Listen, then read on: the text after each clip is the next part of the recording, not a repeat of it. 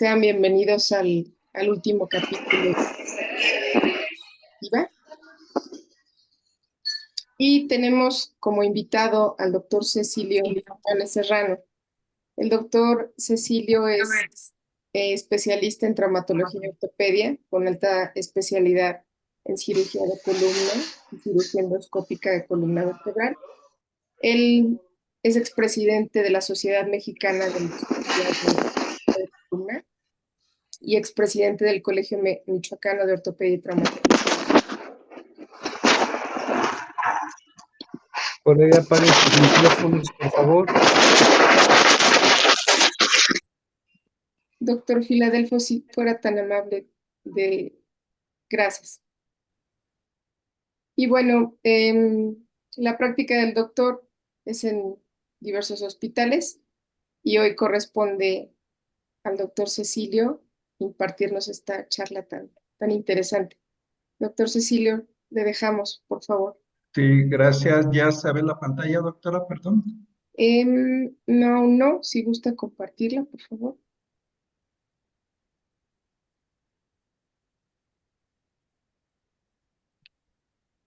¿La tenemos a la vista?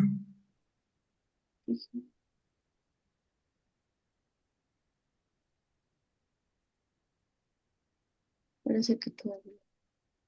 A ver, permítame un poquito para poder salirme y compartirla. ¿Qué pasó? Bueno, nada, ¿qué pasa? Bien, ¿y tú? Ah, pues, está bien. A ver, para compartir, ¿dónde es, doctor? Por favor, si me apoya. En la parte de abajo, doctor, Sí, justo en la parte de abajo al centro, hay una flechita en verde que dice compartir. share. Mm, Share o compartir. Share, compartir.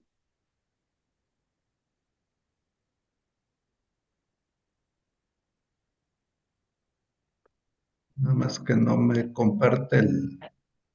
Usted ya debe de bajar su plática. Ahí ya la tiene. Listo. ¿Ya se ve? Ok. Nada Y más ya nada ahora más. si gusta ponerla en modo presentación. Ajá, Sí, listo. muy bien. Muchas gracias. Gracias. Hola José. a todos, muy buenas noches. Soy el doctor Cecilio Quiñones de Morelia, Michoacán. Aquí con el gusto de participar con ustedes. Muchas gracias a Comité por la amable invitación. Bueno, el día de hoy hablaremos de las complicaciones que existen en cifoplastía y vertebroplastía. Nuestra plática sin conflicto de intereses. Bien, hablaremos de las complicaciones de la vertebroplastía, bueno, y la cifoplastía. La vertebroplastía es una técnica que, como ya sabemos, fue descrita desde 1984.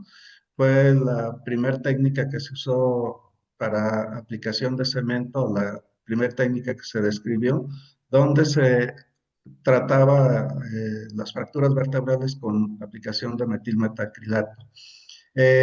Durante 1984 hasta 1988 que se describió la primera técnica de cifoplastía y se presentaron los primeros trabajos. Mark Rayland desde California fue quien diseñó la cifoplastía con balón. A él le debemos los primeros trabajos y gracias a eso, bueno, esta técnica surgió justamente con la finalidad de disminuir el número de complicaciones que normalmente existían con la técnica de la vertebroplastía, principalmente la fuga de cemento. Y a raíz de las primeras técnicas de cifoplastía fue con la finalidad de disminuir ese número de complicaciones que teníamos. Los objetivos de esta plática, primero, pues será describir las complicaciones que existen, las principales, la correlación imagenológica de las complicaciones, revisar la evidencia, algoritmos de manejo y algunos tips que quiero compartir para ayudar con esto a prevenirlas.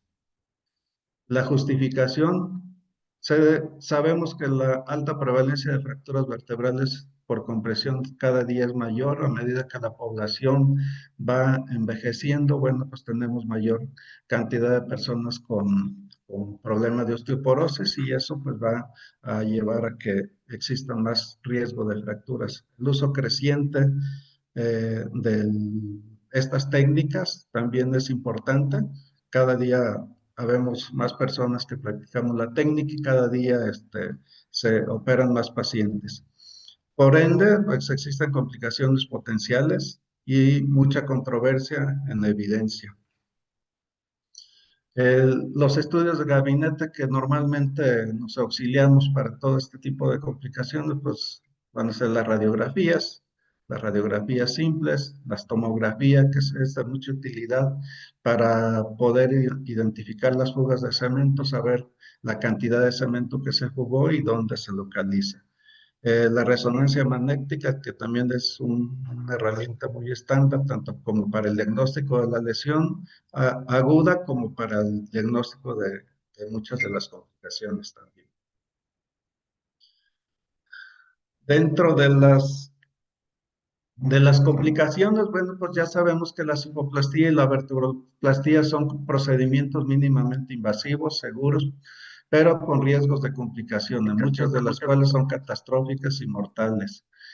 La fuga del cemento dentro de las complicaciones principal y la más frecuente, afortunadamente la mayoría de las veces es una complicación que pasa desapercibida o que generalmente no llega a provocar ningún problema. Las fracturas adyacentes o nuevas fracturas también es otra de las complicaciones frecuentes que las vemos a medida de que el paciente cursa con mayor grado de osteoporosis. El riesgo de nuevas fracturas pues existe, y después de que se fractura una vez, los riesgos se incrementan. Las infecciones vertebrales afortunadamente son raras, pero existen y desgraciadamente catastróficas también la mayoría de las veces. Una de las complicaciones temidas y que existe también de forma limitada es baja la embolia pulmonar, pero pues es una de las complicaciones que también puede ser grave. Complicaciones neurológicas importantes que llegamos a tener.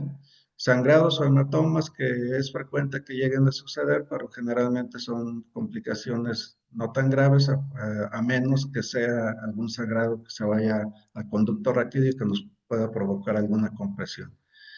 El dolor persistente en algunos de los casos, eso es una secuela frecuentemente que encontramos. Pacientes que, a pesar de que se hacen los procedimientos, la cifoplastía, y estamos seguros de que está bien realizado, el hecho de que cambia el aumento de la cifosis a nivel de la columna, generalmente eso les llega a provocar dolor persistente que a veces hay que estar lidiando algún tiempo con los pacientes. Mejoran con el tiempo, con rehabilitación y todo, pero bueno, es algo que hay que tomar en cuenta y descartar que lo esté provocando algún otro problema o alguna otra complicación. Otras complicaciones más frecuentes que tenemos, las lesiones pleurales, las fracturas costales en pacientitos con mucha osteoporosis. Obviamente a veces al estarlos acomodando sobre la mesa quirúrgica es suficiente para que los pacientes les podamos romper las costillas. Complicación también existe, aunque raro, reacción al cemento. La embolia grasa también está descrita como tal. Los infartos o eventos cerebrovasculares también son de las complicaciones que se pueden llegar a presentar.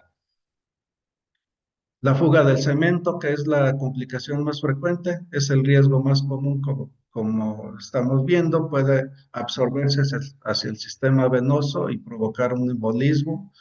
Puede fugarse fuera de la vértebra. Afortunadamente, la mayoría de las veces es hacia los lados, hacia la parte anterior, y no pasa nada. Ya sabemos que en esa zona no va a afectar en nada. Pero bueno, hay que tomarla en cuenta. Pero cuando se va la fuga de cemento hacia el conducto medular o hacia el foramen, bueno, pues ahí sí ya tenemos que alarmarnos y que tomar en cuenta, vigilar muy de cerca hacia dónde va y qué problemas nos puede provocar. Se llega a fugar al disco, es muy frecuente también, eso puede aumentar el riesgo de las fracturas subsecuentes. eh, y la mayoría de las fugas, como decíamos, son asintomáticas, pero pueden provocar dolor persistente en muchos de los casos también. Esta es una imagen, una pacientita con una absorción ahí de cemento un plexo venoso al lado de la columna. Afortunadamente la paciente cursó asintomática, no pasó de esa pequeña absorción que sucedió a ese nivel, pero bueno, son uno de los muchos casos que podemos tener. ¿Cómo vamos a tratar de evitar que esas fugas se presenten? Bueno, en la técnica de la vertebroplastía, no la hago, justamente por eso, porque para mí tiene un riesgo más elevado que la cifoplastía. El problema principal de la técnica de la vertebroplastía es que se inyecta el cemento más líquido y se inyecta con presión o a presión, y eso aumenta el riesgo de que se absorba hacia el sistema venoso o se fugue fuera de la vértebra. ¿Qué es lo que pasa con las técnicas de cifoplastía? La mayoría de las técnicas, el cemento se aplica de forma pastosa, como lo vemos en la imagen. Cuando el cemento está ya de una consistencia adecuada para aplicarlo, normalmente si lo empujamos a través de la cánula o de alguna jeringa, como la imagen de abajo, vemos esto que sucede con el cemento, que empieza como a enrollarse. Entonces, en ese momento tiene una consistencia adecuada para que lo podamos inyectar. Y otra de las medidas que normalmente hago es inyectarlo por pausas. Normalmente las cánulas son de 1,5 cm o 2 cm de cemento. Bueno, pues vamos aplicando bolitos de una décima parte o una cuarta parte del contenido de la cánula, tomamos una imagen de frente, de lado, si vemos que está todo en su lugar, seguimos inyectando. Y de esa manera yo creo que si tenemos un poco de paciencia, darnos el tiempo suficiente para hacer el procedimiento de esa manera, vamos a tener menos riesgos de fugas. Y igual tengo casos donde he tenido experiencias de fugas, a pesar de tomar en cuenta todas esas medidas, bueno, pues existe la posibilidad de que se absorba o de que si la vértebra está muy fracturada, pues se pueda fugar por cualquiera de las grietas. Otra de las recomendaciones es siempre iniciar con la aplicación del cemento en la parte anterior de la vértebra y tratar de que el tercio posterior de la misma no rellenarlo de cemento. De esa manera vamos a evitar que haya posibilidad de que se fugue el conducto raquídeo. Este es otro caso, una fuga de cemento, una paciente que trae una fractura vertebral. Si vemos las primeras imágenes, en la proyección anteroposterior, las cánulas están colocadas en el sitio adecuado, en la proyección lateral, el inflado del balón se ve perfectamente bien. Pero al momento de inyectar el cemento, vean la distribución que empieza a tomar hacia todos lados. En esta imagen ya vemos el cemento que está gran parte del mismo fuera de la vértebra. Afortunadamente, como vemos, la fuga fue hacia los lados y es un paciente que no se reforzó la vértebra de forma adecuada como hubiéramos querido en todo. Y igual también por la misma patología, la paciente siguió algún tiempo con molestias dolorosas que posteriormente se le controlaron, ya iniciando el tratamiento hematológico.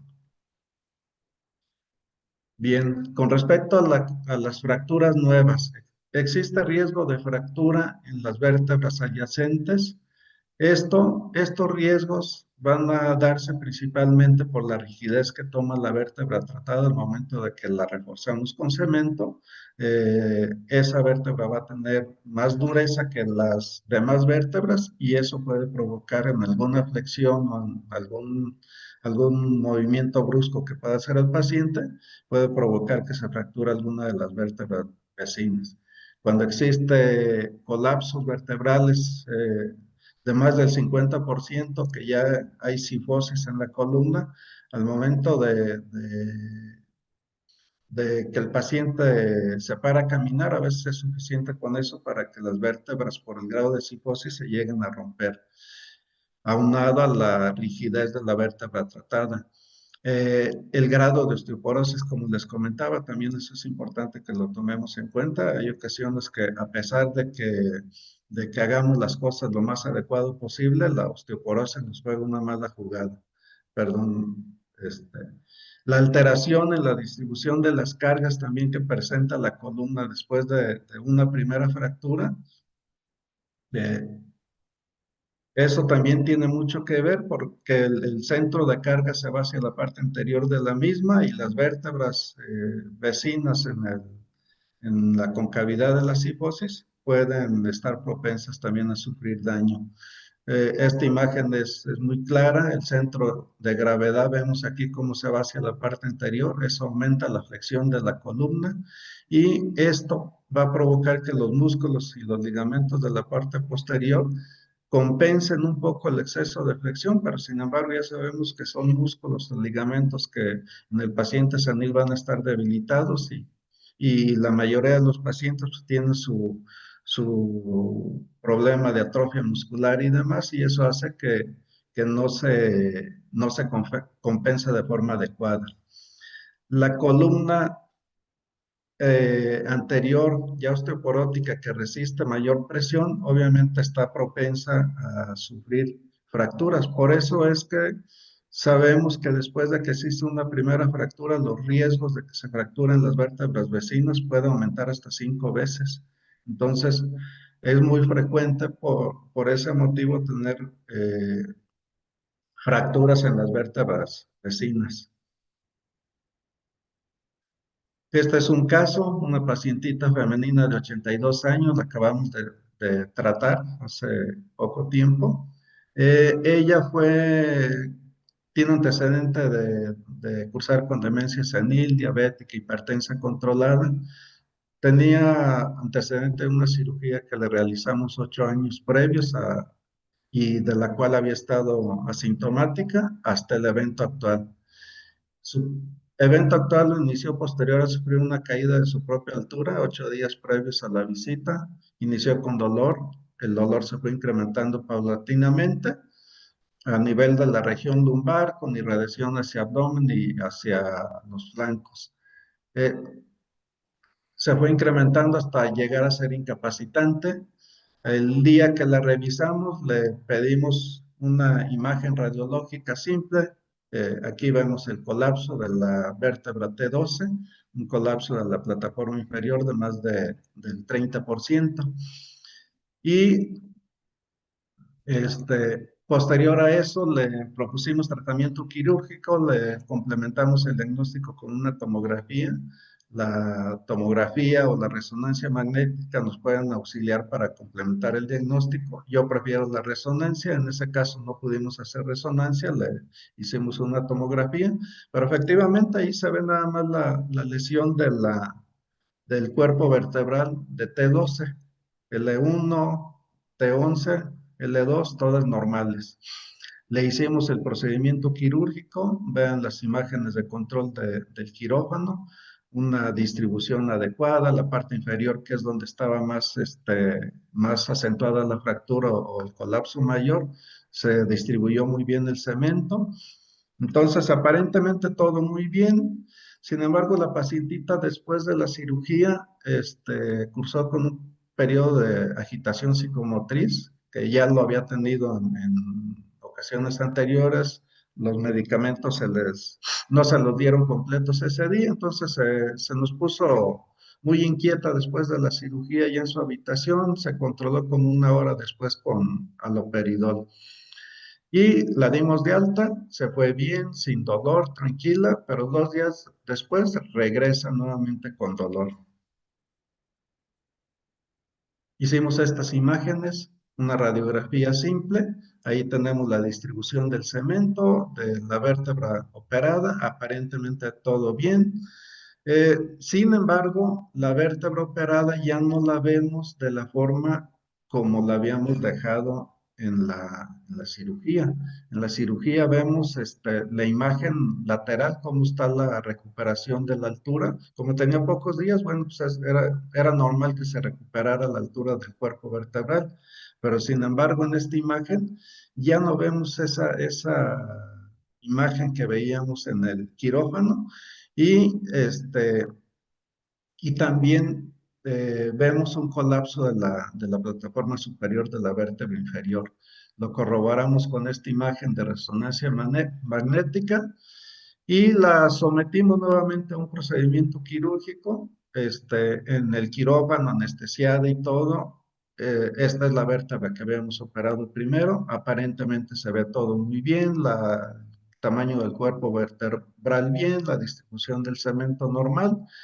Reforzamos la vértebra inferior, el cemento se distribuyó más en el centro que en la parte superior, pero bueno, consideramos suficiente con eso.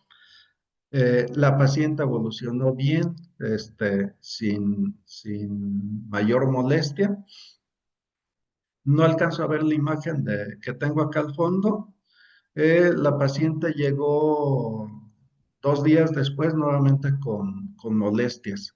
Un dolor menos intenso que el anterior. En la imagen que tenemos acá a mi derecha, se aprecia que la vértebra que habíamos tratado, esta vértebra se sigue colapsando. Entonces, ¿qué es lo que está pasando con estos pacientitos? Bueno, pues que tienen un grado de osteoporosis muy importante, que eso les genera tener problemas con la fijación del cemento. A pesar de que se refuerza la vértebra, la osteoporosis sigue destruyendo la misma y eso provocó que la paciente se siguiera deformando la vértebra L1.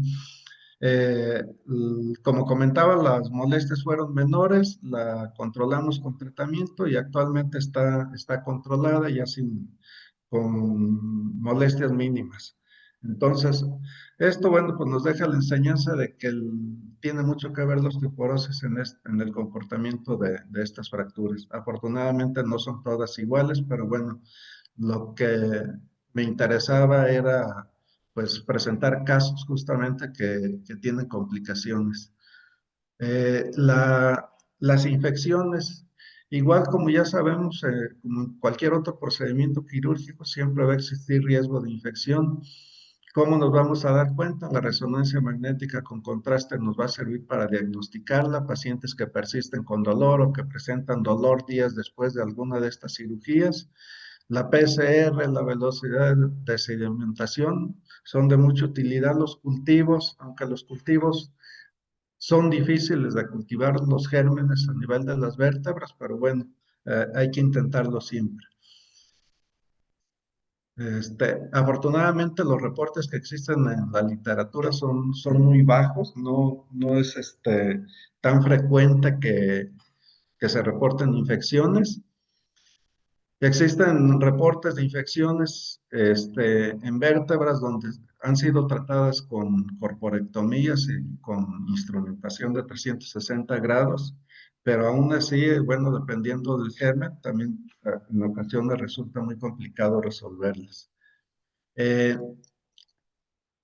Bien, existen diferentes artículos, como les mencionaba, afortunadamente con reportes muy bajos de complicaciones. La incidencia que se reporta es de 0.36 a 0.46%, muy baja. Hay algunos reportes que dan cifras un poquito más elevadas, pero todas oscilan, todas son menores del 5%. Entonces, como vemos, son reportes muy bajos. Este primer artículo es una revisión sistemática de factores de riesgo, opciones de tratamientos y resultados, donde el enfoque principal de ellos está justamente encaminado a demostrar que la vertebroplastía tiene mayor número de complicaciones que la cifoplastía. Eh,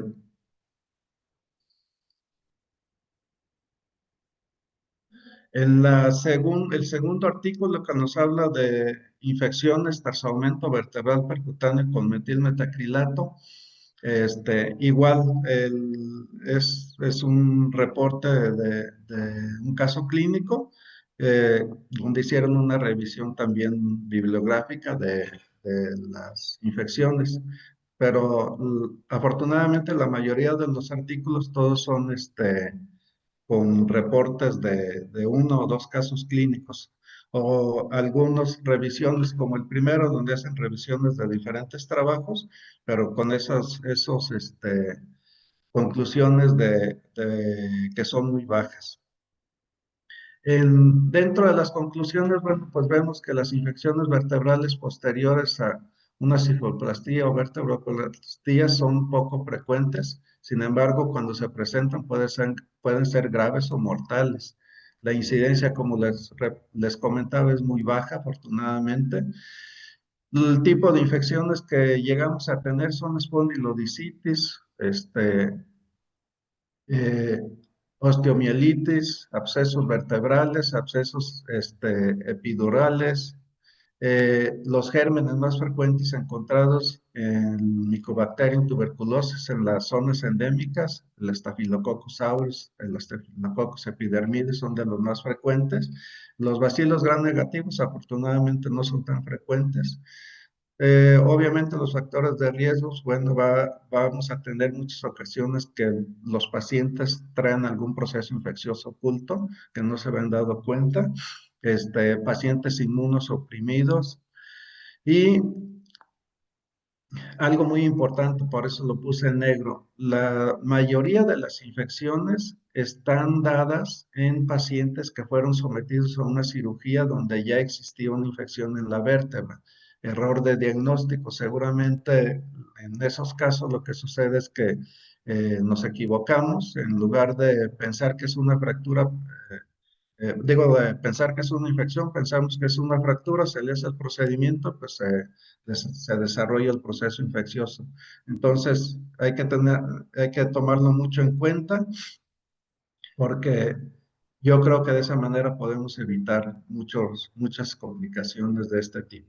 La mayoría de los casos requieren cirugías, a veces con tratamientos medicamentosos, prolongados, de uno requiere más de una cirugía, entonces son casos, ya sabemos que cualquier eh, infección de la columna nos va a resultar un dolor de cabeza que erradicarla.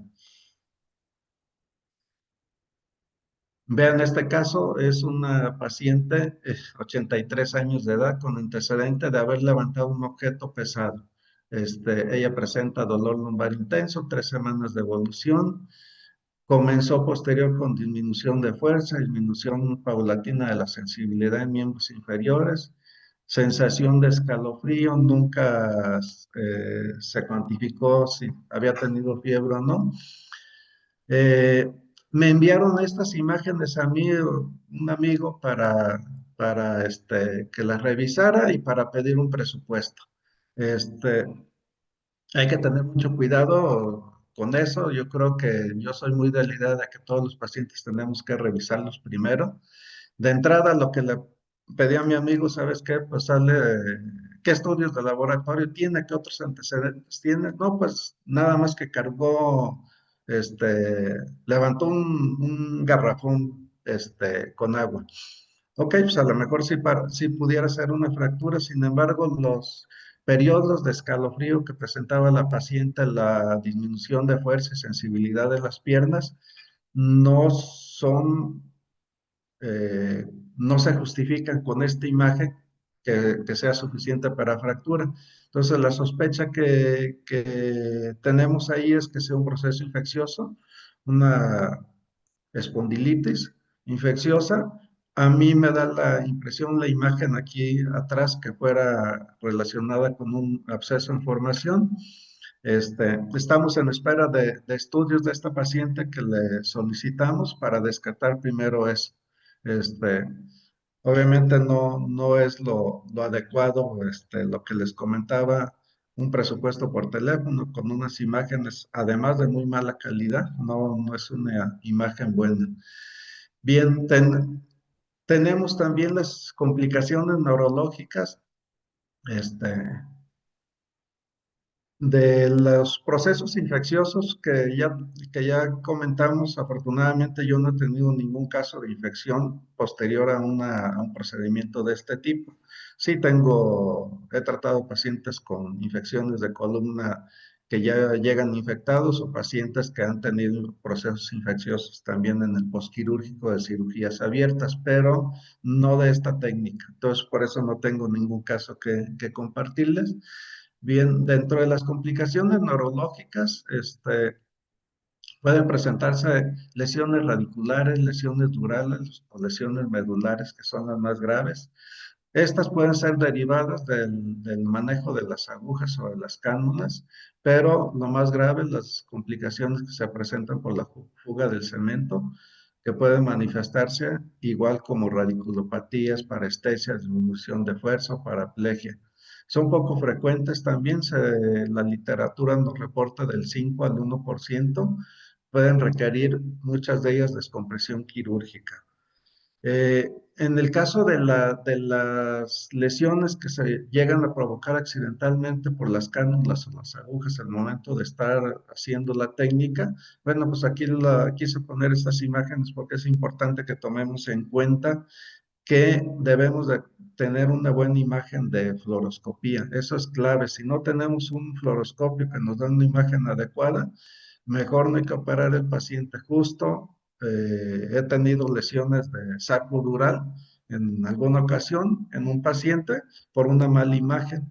Entonces, no hubo mayor problema, pero pues es una complicación que la podemos evitar si tenemos una imagen adecuada. Las imágenes adecuadas es que veamos en una proyección AP la columna donde veamos los pedículos en la parte superior, lateralizados a la misma distancia, central la apófisis espinosa. Esta imagen es una imagen AP verdadera de la vértebra que queremos operar. La proyección lateral, donde veamos las plataformas que están paralelas, que los pedículos están paralelos. Igual, siempre contar o tratar de tener primero esta imagen antes de iniciar el procedimiento.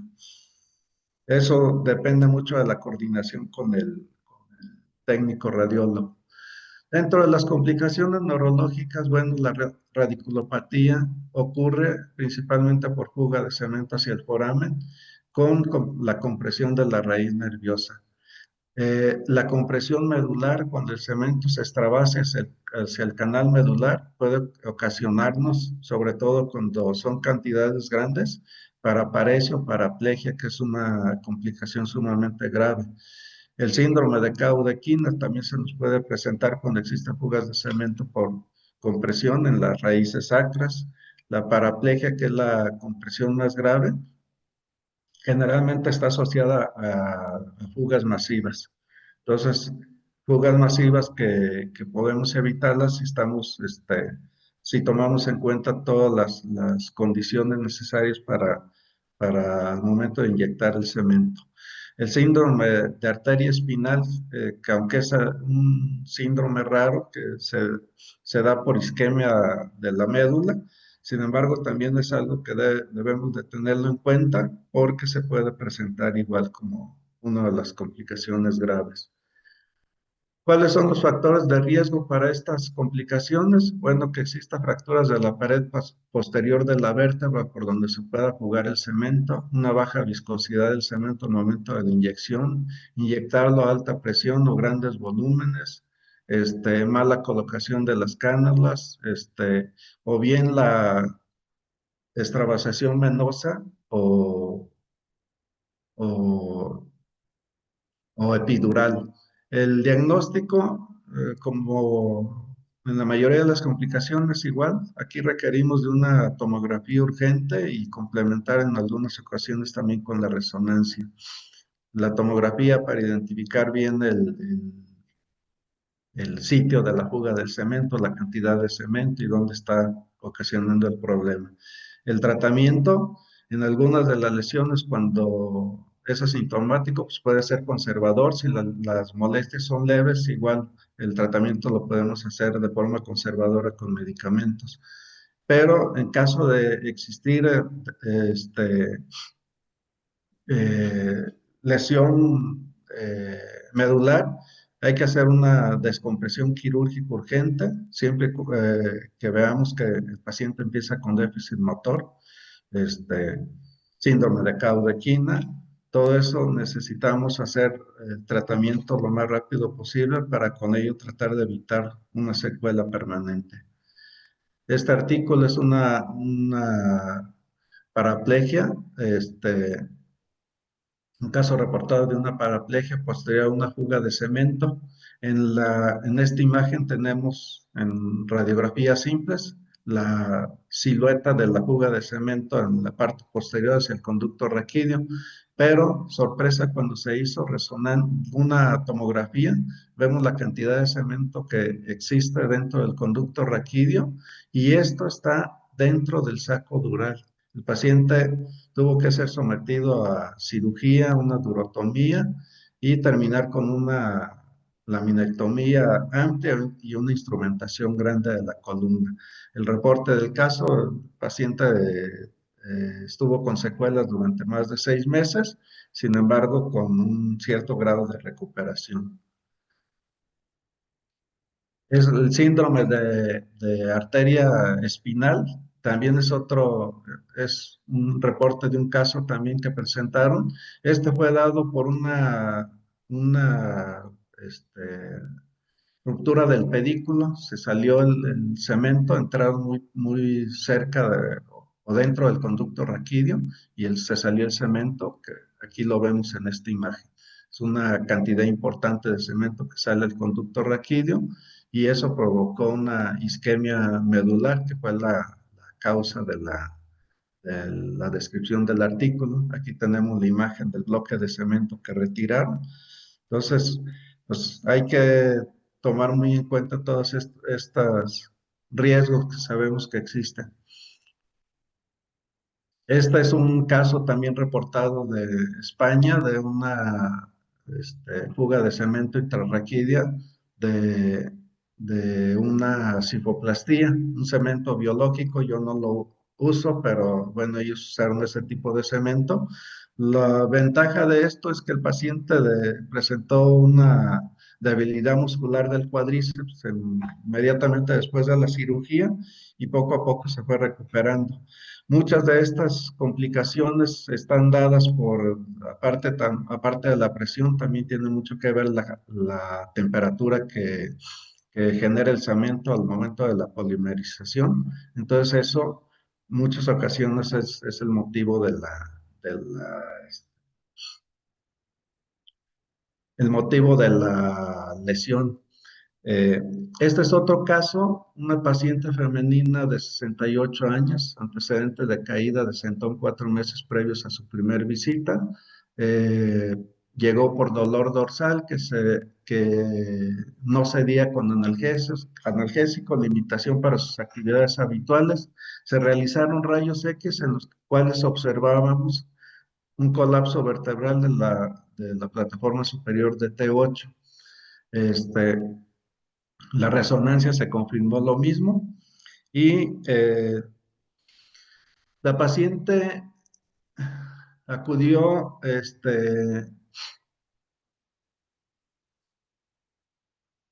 hasta 5 meses después,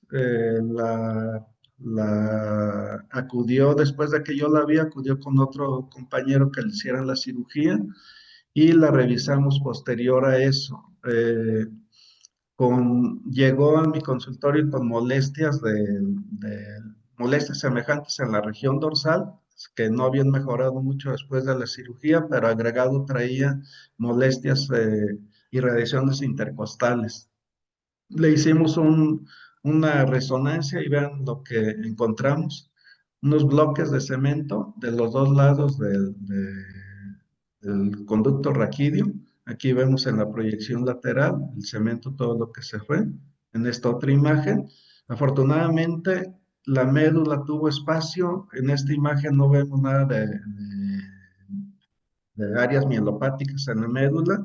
La paciente llegó caminando con un poco de debilidad nada más de los miembros inferiores y las molestias intercostales y el dolor que persistía en la zona de la región de la fractura.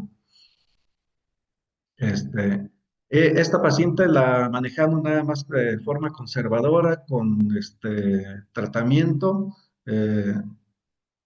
y al momento actual la paciente tiene como 8 meses de que le hicieron la cirugía. Al momento actual la paciente ya recuperada, se quitaron las molestias radiculares intercostales y se quitó y recuperó la fuerza de las extremidades inferiores. Entonces, lo que veíamos aquí en la imagen, el centro de la columna, que es esta imagen, la médula está respetada, tenía el reporte de la tomografía, es que había una ocupación de un 60% del conducto raquídeo por cemento, y sin embargo, bueno, pues la paciente no le pasó nada, entonces son complicaciones que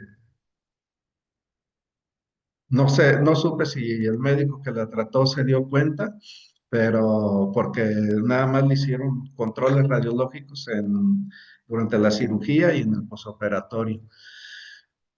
Otra de las complicaciones graves es el embolismo por cemento. Es raro, pero es grave. El diagnóstico igual lo podemos hacer con rayos X y tomografías.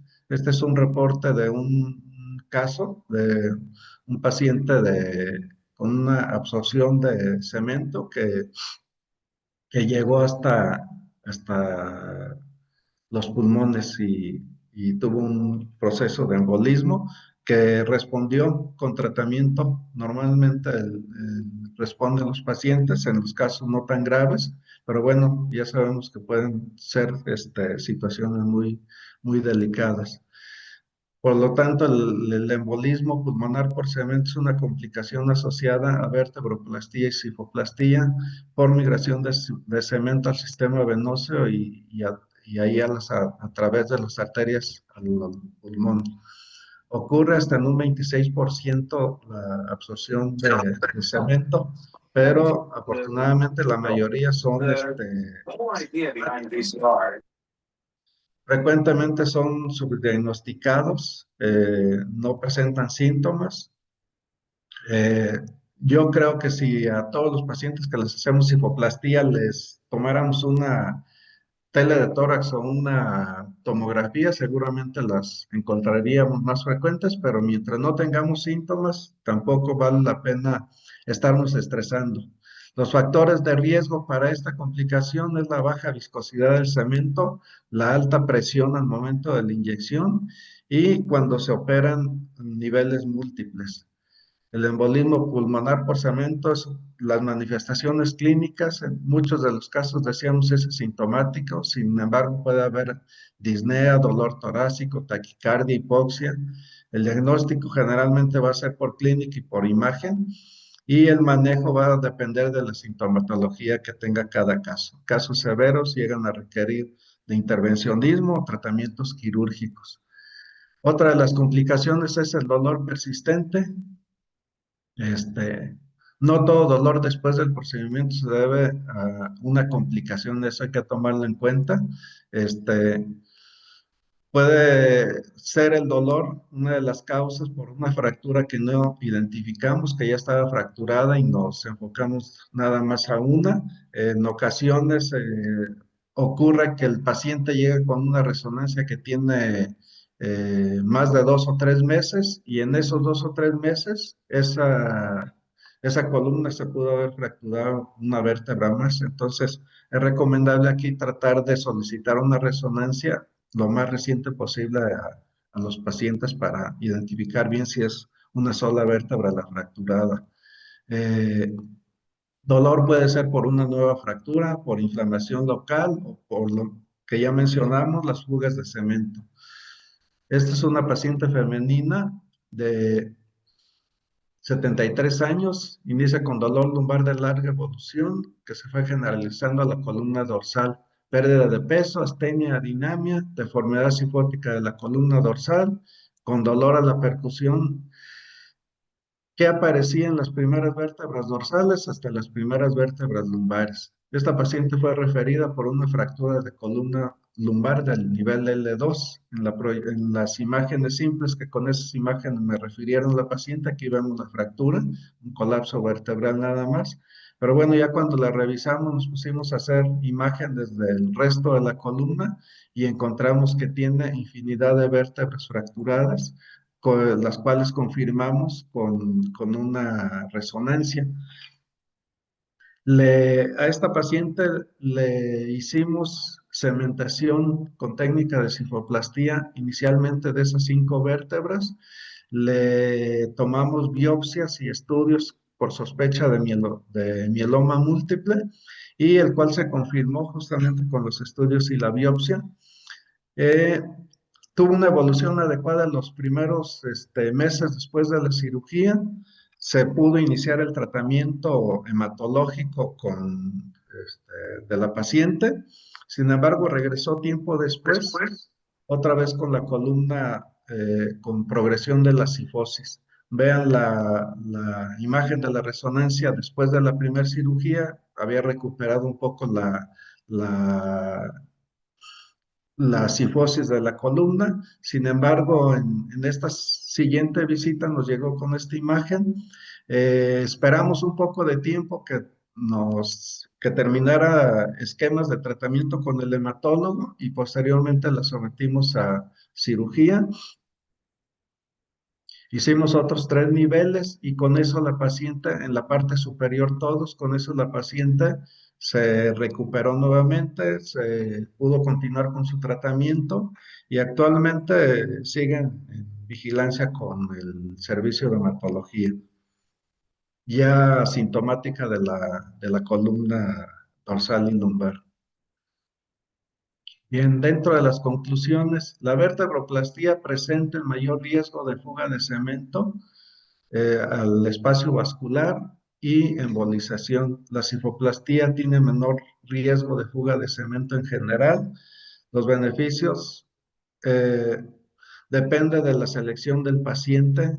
Es importante también la técnica que usemos cada uno de nosotros al momento de operar y la experiencia que tengamos. También, obviamente, mientras menos experiencia tengamos en este manejo de estas complicaciones, más riesgos vamos a tener. Ya para llevar a casa el manejo profiláctico y adecuado de la osteoporosis, creo que es donde debemos enfocarnos. Es importantísimo que manejemos a los pacientes, que los tratemos. El calcio, la vitamina D, que actualmente se le han encontrado muchos beneficios, bueno, pues hay que indicárselas a los pacientes como parte de su tratamiento, los fijadores de calcio. De forma importante el ejercicio para tratar de recuperar un poco la movilidad, recuperar el tono muscular, y eso limitamos los riesgos de caída. Tener una imagen fluoroscópica adecuada antes de iniciar el procedimiento, porque de esto va a depender que disminuyamos el riesgo de las complicaciones. La viscosidad del cemento suficiente al momento de aplicarlo.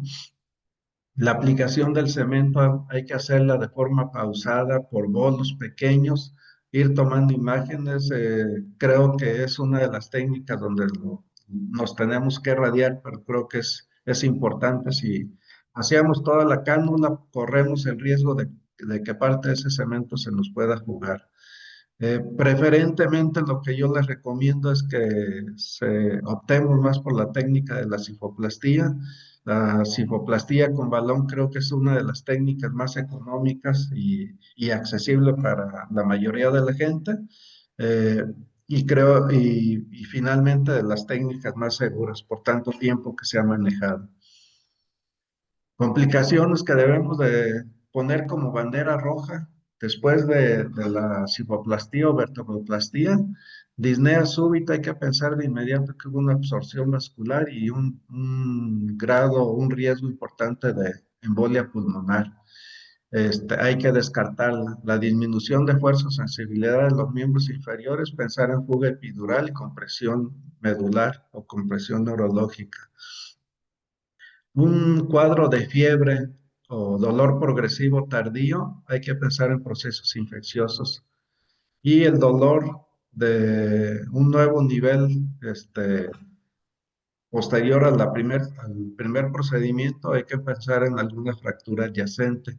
Entonces, estos cuatro parámetros son los más frecuentes, los que debemos de tomar más en cuenta y estar alertas. Bien, con esto terminamos la charla. Muchas gracias. Agradezco a todos los que estuvieron presentes y cualquier duda o comentario con todo gusto.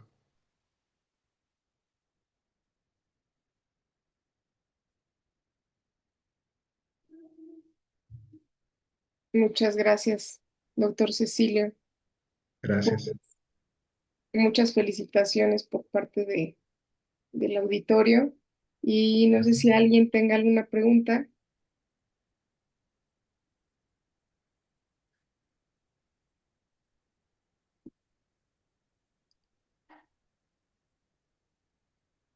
Me parece que no. Pues, doctor, fue una plática Sí, por ahí bastante. están levantando la mano. El Ah, doctor Oscar Martínez. doctor Martínez. Gracias. Adelante, doctor Martínez. Sí, gracias. Bueno, doctor, felicidades por su plática. Sabe que, Gracias. bueno, pues todos sabemos que estas fracturas son en la ortopedia el plan de cada día en los pacientes que vemos ya de esa edad y que traen historia de traumatismos leves.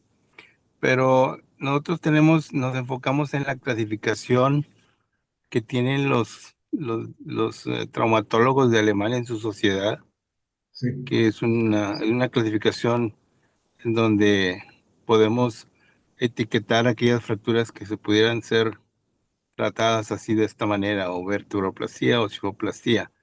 Entonces, ¿usted cuáles son las que tiene de elección para esas fracturas? Porque no todas son iguales. O sea, algunas no son indicadas para hacerles vertebroplastia. Esa es una pregunta. Y las estrategias que nos guían para evitar precisamente las complicaciones más temibles que vienen siendo pues la complicación muy frecuente de cuando no tenemos precaución en la inyección, en la presión del cemento, en la cantidad del cemento y otras guías que nos marcan. ¿Qué estrategias tiene usted para evitar esas cosas? Sobre Sí, todo la fuga del cemento. sí, la fuga del cemento creo que lo más importante, lo que comentaba, es esperar a que tengamos una consistencia pastosa adecuada. Y el otro dato importante que siempre se recomienda en estas técnicas es tratar de evitar eh, llenar de cemento la parte posterior de la vértebra. Obviamente no siempre tenemos ese control, sobre todo en pacientes que tienen un alto grado de osteoporosis. Tenemos vértebras que las encontramos huecas prácticamente toda la vértebra. Entonces, eso es muy difícil tener el control. Pero en la mayoría de estos pacientes, el muro posterior es el más sólido, el más fuerte, y la mayoría de las veces el muro posterior es el que menos se rompe. Entonces, eso ayuda a que también tengamos menos riesgo. Eh, y la segunda pregunta, doctor, perdón.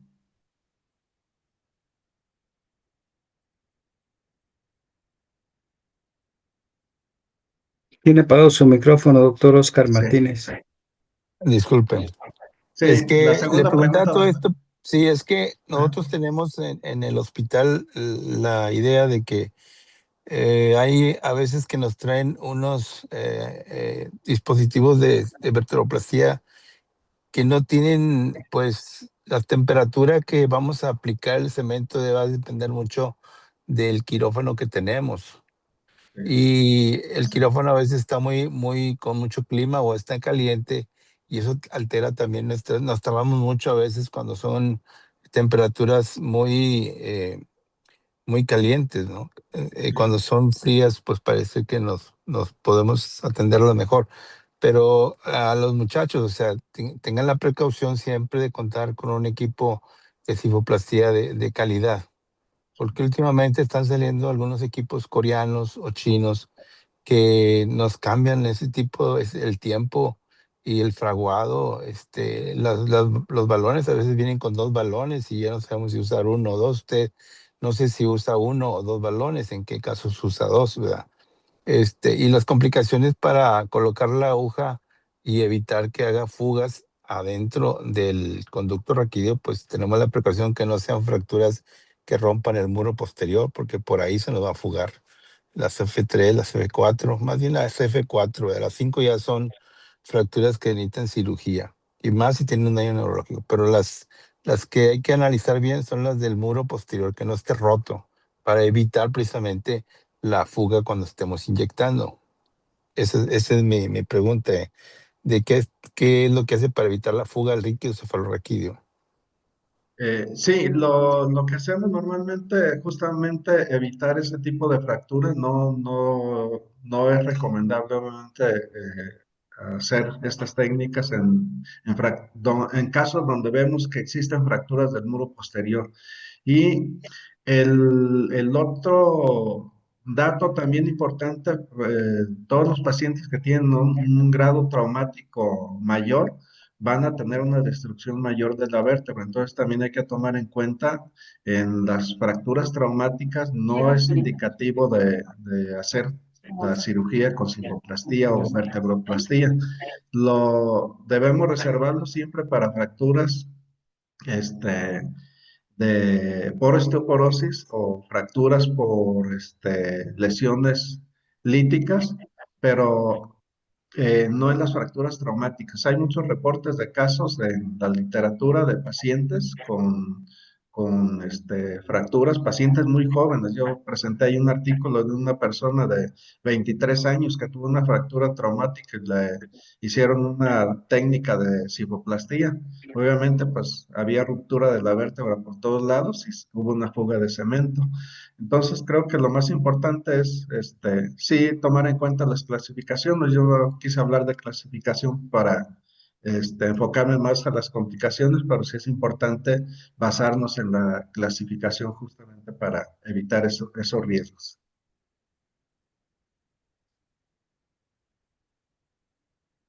Sí, muchas gracias, doctor, por su contestación. Gracias. Doctor Cecilio, Quisiera, buenas noches. Gracias, doctor Martínez. Y Sí, para eso gracias. tenemos al doctor Ulises Cepeda, Eric Ulises Cepeda. Adelante, doctor. y ¿Qué luego tal? yo. Buenas noches a todos. Excelente presentación, doctor Quiñones. Gracias, Ulises. Una pregunta, indudablemente el criterio al momento de realizar una cifoplastía o una vertebroplastía es vital. Ya lo estaban comentando ahorita, las fracturas con lesión del muro posterior, de preferencia no, pero hay algunas que sí, hay algunas que aunque tengan lesionado el muro posterior con una técnica eh, tratando de instalar el cemento más anterior, con una técnica de cifoplastía, una administración pausada del cemento, quizá pueda ayudar, sobre todo esas fracturas, a lo mejor que la ruptura del muro posterior no es tan importante y a lo mejor se puede controlar de alguna forma la administración del cemento. Entonces el criterio es muy importante. En las fracturas, hablando de criterio, en las fracturas patológicas por, por sospecha de un tumor como lo que mostró usted, no sé si haya alguna maniobra que tenga usted identificada, porque en muchas ocasiones estas fracturas, después de cementadas, tienen una falla en la interfase del cemento con el hueso y tienen una migración tardía en bloque del cemento al conducto raquídeo. No sé si le ha tocado o si tenga usted algún tip para evitar esto, porque en ocasiones es difícil, el tumor hace que no haya esa adherencia del cemento al hueso como son en las fracturas osteoporóticas. Sí, en estos casos, doctor, las fracturas generalmente lo que me ha tocado tratar son fracturas por lesiones de mieloma o plasmocitoma. Sí he encontrado algunas otras patologías, pero que no son tumores malignos. Entonces, en estas lesiones por mieloma, generalmente el cemento le da protección a la vértebra mientras se inicia el tratamiento por el hematólogo. Entonces eso nos da tiempo para ganar, pero sí no he tenido experiencia en migraciones de cemento en bloque, como menciona, no me ha tocado ver. Sí, sí son muy traicioneras algunas de las lesiones líticas que me ha tocado atender y he tenido fugas así hacia la parte anterior, hacia la parte lateral del cuerpo vertebral, pero afortunadamente ninguna hacia conducto raquídeo. Entonces, pero no he tenido problemas de migraciones masivas como menciona. Sí, muchas gracias. Digo, a lo mejor una estrategia podría ser la colocación de un corset, pensando que son lesiones, pues un tumor justo ahí, la administración de cemento más evidentemente durante un periodo de tiempo, la colocación de un corset quizá pudiera disminuir esto y evitar pues la flexión extrema en estos pacientes. Indudablemente es difícil controlar pues esta extrusión. Pero bueno, está reportada por ahí. Afortunadamente no lo hemos vivido, pero siempre tiene uno el temor, ¿no? Al momento de cementar una vértebra en un tumor de esta índole. Muchísimas gracias, doctor. Felicidades. Sí, gracias, doctor. Gracias. Adelante. Doctor Quiñones. Sí, doctor Guzmán, adelante. Sí, buenas noches. Buenas noches. Fíjese que nosotros que somos del área de ortopedia, como ya lo comentaba el doctor Oscar Martínez, para poder manejar un paciente o para poder entender una fractura, en este caso por osteoporosis, porque sabemos que la población en México generalmente va de 12 a 14 millones de gentes arriba de 60 años que ya vienen con discapacidad, tanto visual como problemas mecánicos, hipertensión, diabetes, con muchas comorbilidades, y no el hecho de que el paciente se fracture por una baja calidad ósea, nosotros tengamos que pensar o ver una visión desde el punto de vista quirúrgico.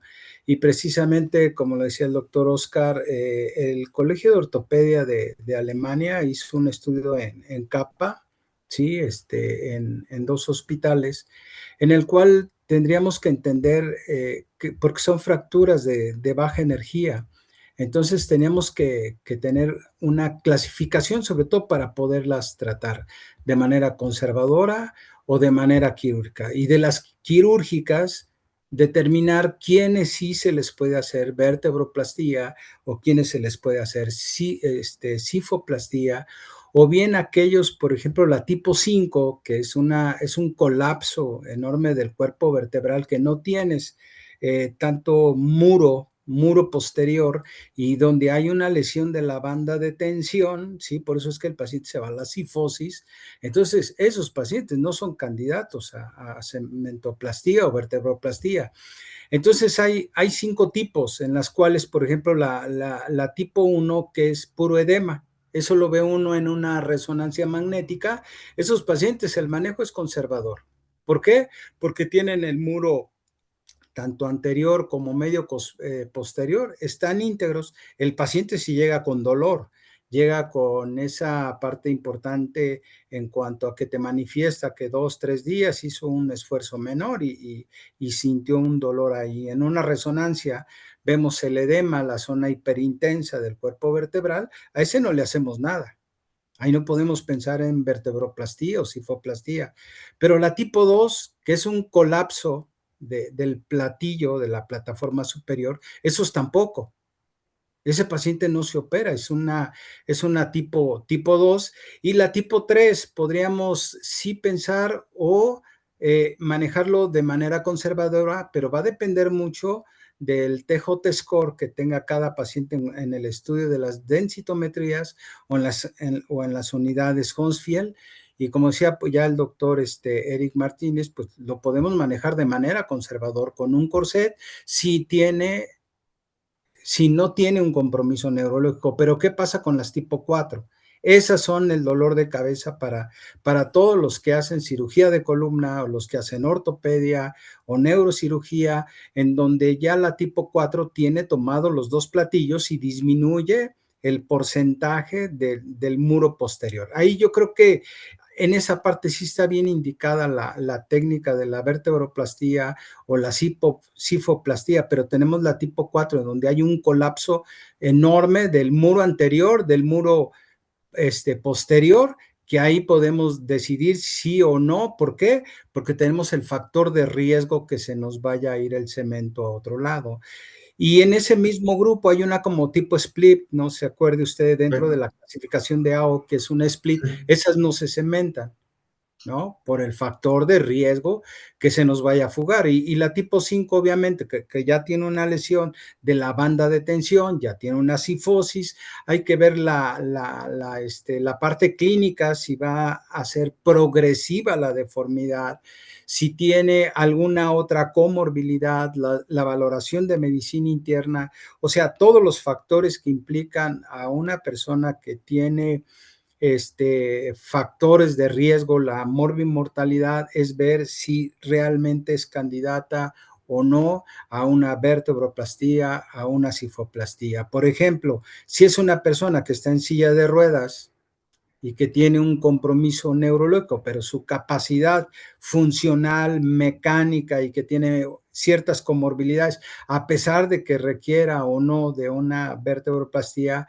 el médico tiene que tener esa observación si determina o no hacer estas técnicas, que son modernas, sí, que es de mínima invasión, sí, que la podemos hacer todos técnicamente la colocación bien del cemento o hacer la cifoplastía para colocar los balones, sí, pero tenemos esos factores de riesgo que usted nos está comentando, y no porque aquel paciente que tenga mala calidad ósea y que tenga un aplastamiento, tenemos que primero clasificar, ver el estado general de salud del paciente, ver las unidades Hounsfield o ver el TJ score en cuanto a la densitometría, y ver si realmente, de acuerdo a las tecnologías, como dice el doctor Oscar Martínez, ver los equipos o ver qué es lo que traen ellos para saber el fraguado o el tiempo de inyección, si es controlado o usted le va administrando, hasta por ahí dicen que 1.5,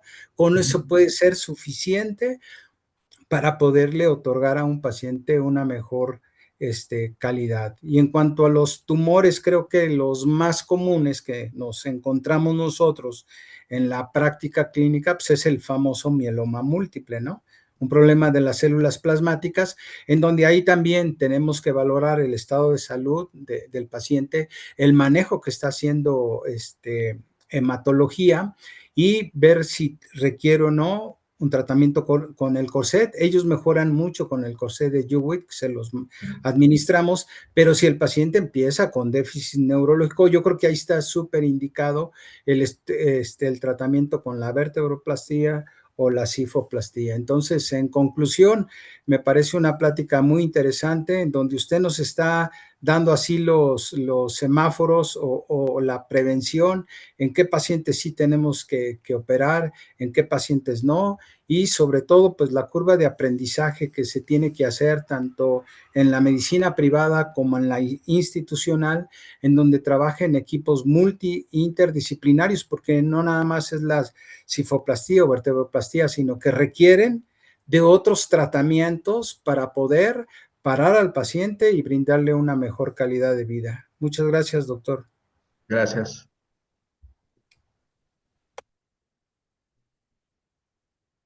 Adelante, doctor. ¿Qué tal, Doc? ¿Cómo está? Buenas noches. Pues bien, Hola, Antonio. Bien, bien, su tema, gracias. como bien dijo usted, es de complicaciones, ¿no? Sí, La tipo gracias. 4 más que un split es pincer. Es la última es pincer más que un split. Pero la pregunta que yo le quería comentar, yo no lo hago, pero está escrito. Por ejemplo, en 2018 en el Journal de Ortopedia, en China sacan un artículo que hicieron varios, pacientes así. Les repito, yo no lo hago, pero quisiera preguntarle a usted o al foro. Hay una técnica, porque sí está descrito que haya fracturas en segmento principalmente suprayacente y en segundo lugar infrayacente, como el caso que presentó de esa complicación, ¿no? Sí, Entonces, ellos lo que hacen o lo que han estado haciendo, y hay varios artículos publicados, es que cementan la vértebra. O sea, cementan la vértebra que tiene el problema y cementan de forma profiláctica, fíjese, arriba y en ocasiones arriba y abajo. A mí siempre me ha llamado mucho la atención. Posteriormente, en una plática, un doctor, un amigo, excelente cirujano de columna de acá de Jalisco, presenta una causística y también hizo este comentario. Y desde ahí yo he traído eso en la cabeza, yo no hago, pues la verdad, la profilaxis, pero no sí. sé qué piense usted y alguien más de acá del foro respecto a esa complicación, maestro. Sí, en mi caso yo sí lo he realizado en pacientes donde llegan con una o dos vértebras con colapsos mayores del 50%, este, donde hay un grado ya importante de cifosis. Sí he hecho profilaxis. Iba a presentar un caso justamente, pero al final no lo completé, donde he hecho justamente eso, profilaxis de la vértebra superior y la vértebra inferior, y de esa manera no he tenido complicaciones de fracturas subsecuentes. Pero igual he tenido casos donde me he ido más conservador y digo, no, es que este paciente no considero necesario hacerle más que ir a la vértebra afectada. Y he tenido el chasco de que se fractura. Y también tengo otro caso donde traía dos fracturas vertebrales, un grado de cifosis ya importante, y de forma profiláctica justamente le hice una sifo a la vértebra inferior, y la paciente regresó al poco tiempo después de la cirugía con dolor. Le hice una radiografía y resulta que la vértebra inferior que tenía la cifoprofiláctica se había colapsado, semejante al caso que me pasó con esta última paciente. Eh, entonces, ¿qué es lo que está sucediendo? Bueno, pues es que muchas veces lo que les comentaba depende del grado de osteoporosis. Entonces, ¿qué hicimos con esta paciente que se colapsó la vértebra ya con sifo? Me aguanté un tiempo con medicamento y empezó a responder, se le empezó a quitar la molestia. Entonces, ¿qué pasó?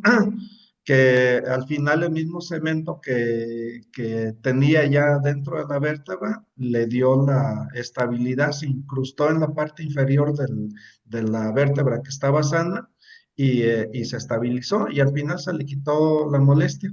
Entonces, yo lo veo como un arma de doble filo por estas experiencias que he tenido de pacientes que sí les va muy bien cuando lo hacemos de forma profiláctica, pero otros que no les va tan bien. Pero la conclusión que yo deduzco de esto es que depende del grado de osteoporosis, depende muchas veces de los hábitos de los pacientes, de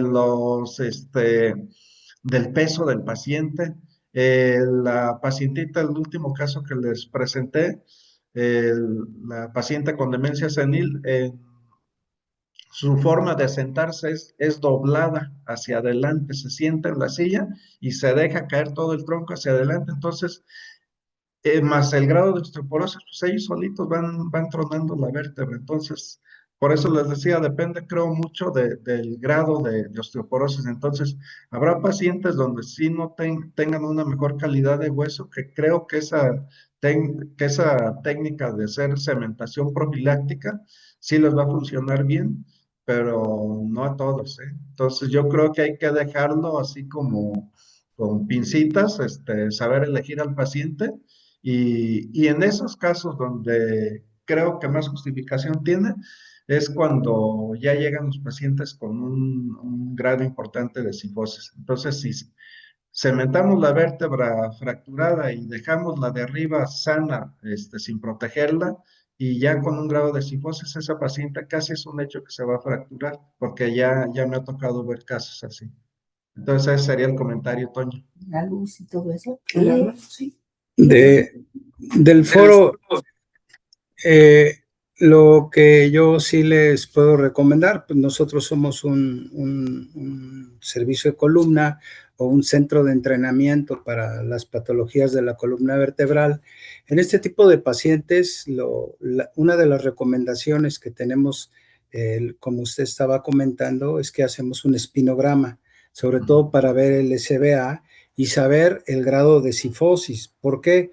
Porque si vamos a cementar una vértebra o dos vértebras, entonces aquí lo que hacemos es poder balancear la columna para que no se nos sigan fracturando las de arriba o las de abajo. Entonces, ¿qué hacemos?